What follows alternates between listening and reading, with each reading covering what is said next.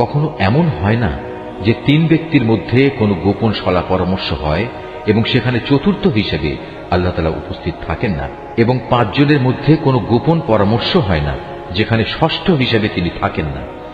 এ সলা পরামর্শকারীদের সংখ্যা তার চাইতে কম হোক কিংবা বেশি, তারা যেখানেই থাক না কেন আল্লাহ তাআলা সব সময়ই তাদের সাথে আছেন। অতঃপর কিয়ামতের দিন আল্লাহ তাআলা তাদের সবাইকে বলে দেবেন তারা কি কাজ করে এসেছে। আল্লাহ তাআলা সর্ববিষয়ে সম্মুখ অবগত রয়েছেন। তুমি কি তাদের লক্ষ্য করনি যাদের আল্লাহ তাআলা ও তার রাসূল সম্পর্কে কোনো গোপন কানাঘুষা করতে নিষেধ করা হয়েছিল, কিন্তু তারা ঠিক তারই পুনরাবৃত্তি করল যা করতে তাদের বারণ করা হয়েছিল।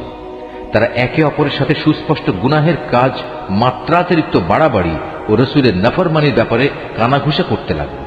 অথচ এরা যখন তোমার সামনে আসে তখন তোমাকে এমন ভাবে অভিবাদন জানায় যা দিয়ে আল্লাহ তাআলাও তোমাকে অভিবাদন জানান না। আর এসব প্রতারণার সময় ওরা মনে মনে বলে, আমরা যা বলছি তার জন্য আল্লাহ তাআলা আমাদের কোনো প্রকার শাস্তি দিচ্ছেন না কেন? তুমি তাদের বলো, জাহান্নামই তাদের শাস্তির জন্যই যথেষ্ট। তার আগুনে পুড়ে তারা দগ্ধ হবে। কত নিকৃষ্ট হবে সেই বাসস্থান।